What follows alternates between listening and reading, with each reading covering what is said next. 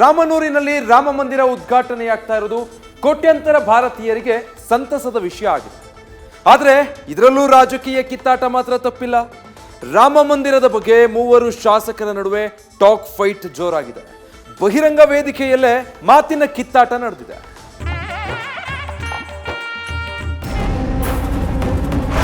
ಹೇಳಿಕೆ ರಾಮ ಮಂದಿರದ ಉದ್ಘಾಟನೆ ನಾವು ಕೆಲವೇ ದಿನಗಳಲ್ಲಿ ನೋಡ್ತಾ ಇದ್ದೀವಿ. ಅಟ್ಯಾಕ್ ಇಂಥ ಧಾರ್ಮಿಕ ವೇದಿಕೆಯನ್ನ ರಾಜಕೀಯವಾಗಿ ನಾವು ದುರುಪಯೋಗ ಮಾಡಿಕೊಳ್ಳಬಾರದು. ಕೌಂಟರ್ ಅಟ್ಯಾಕ್ ರಾಮ ಮಂದಿರ ನಿರ್ಮಾಣ,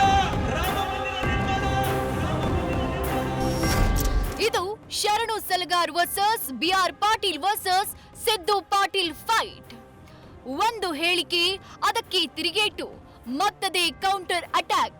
ಕೇಳಿದ್ರಲ್ಲ, ಒಬ್ಬರಾದ್ಮೇಲೆ ಒಬ್ಬರ ಮಾತಿನ ವಾಗ್ಬಾಣವನ್ನ.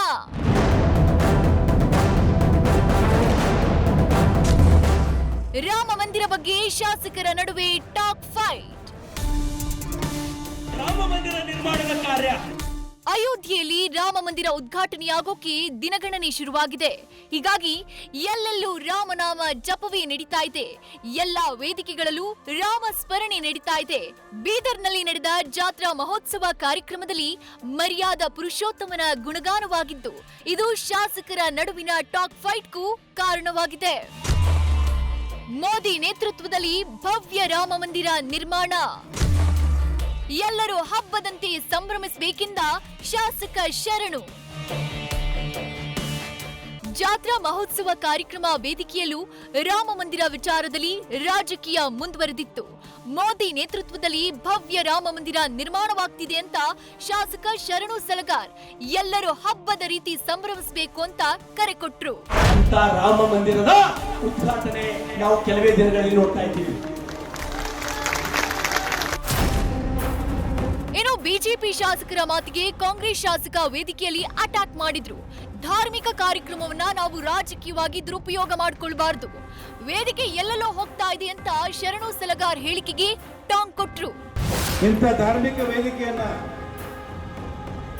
ರಾಜಕೀಯವಾಗಿ ನಾವು ದುರುಪಯೋಗ ಮಾಡಿಕೊಳ್ಳಬಾರದು. ಇಲ್ಲಿ ಬಂದಂತವ್ರು ನಾವೆಲ್ಲರೂ ಭಕ್ತಿಯಿಂದ, ಪ್ರೀತಿಯಿಂದ, ವಿಶ್ವಾಸದಿಂದ ಪೂಜ್ಯರ ದರ್ಶನ ಪಡೆದು ನಿಮ್ಮೆಲ್ಲರನ್ನ ಭೇಟಿ ಮಾಡಿ ಅವರ ಆಶೀರ್ವಾದ ತಗೊಂಡು ಮನೆಗೆ ಹೋಗಲಿಕ್ಕೆ ಬಂದಿದ್ದೇವೆ. ಇಷ್ಟಕ್ಕೆ ನಿಲ್ಲಿಲ್ಲ. ಮೈಕ್ ಹಿಡಿದು ಶಾಸಕ ಸಿದ್ದು ಪಾಟೀಲ್, ಬಿಆರ್ ಪಾಟೀಲ್ ಮಾತಿಗೆ ಕೌಂಟರ್ ಅಟ್ಯಾಕ್ ಮಾಡೇ ಬಿಟ್ರು. ಧಾರ್ಮಿಕ ಕೆಲಸ ಇದು, ಧರ್ಮದ ಬಗ್ಗೆ ಮಾತನಾಡಿದ್ರೆ ತಪ್ಪೇನು ಅಂತ ಪ್ರಶ್ನೆ ಮಾಡಿದ್ರು. ಅಲ್ಲದೆ ಇದನ್ನು ಮಾತನಾಡಿದ್ರೆ ಕೆಲವರಿಗೆ ಡೈಜೆಸ್ಟ್ ಆಗಲ್ಲ ಅಂತ ತಿರುಗೇಟು ಕೂಡ ಕೊಟ್ರು.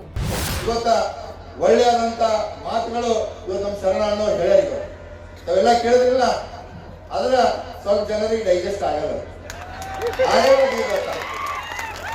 ಯಾಕಾಗಲ್ಲ? ಇವತ್ತ ನಮ್ಮ ಧರ್ಮದ ಸಭೆ ಇದೆ, ನಮ್ಮ ಧರ್ಮ ಮಾತಾಡಿದ್ರೆ ಏನ್ ತಪ್ಪೇನಿದೆ ಗೊತ್ತಾ? ಏನ್ ತಪ್ಪಿದೆ? ರಾಮನ ಬಗ್ಗೆ ಮಾತಾಡೋದು ತಪ್ಪಿದೆ ಗೊತ್ತಾ? ಈ ಕಡೆ ಜನರಿಗೆ ಆಗಲ್ಲ. ಈ ಬ್ಯಾರೆ ಪಕ್ಷ ಇವತ್ತು ಯಾವುದು ಮಾತಾಡೋದಿಲ್ಲ, ಆದ್ರೆ ನಮ್ದ ಧರ್ಮ ಸಭೆ ಇದೆ ಗೊತ್ತಾ?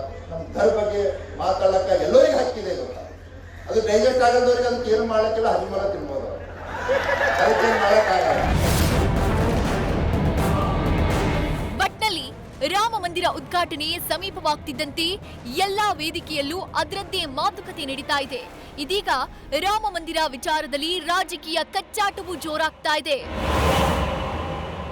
Shivanand, news first, Bidar. News first ನಿರ್ಭೀತಿಯಿಂದ ನಿಮ್ಮ ಪರವಾಗಿ.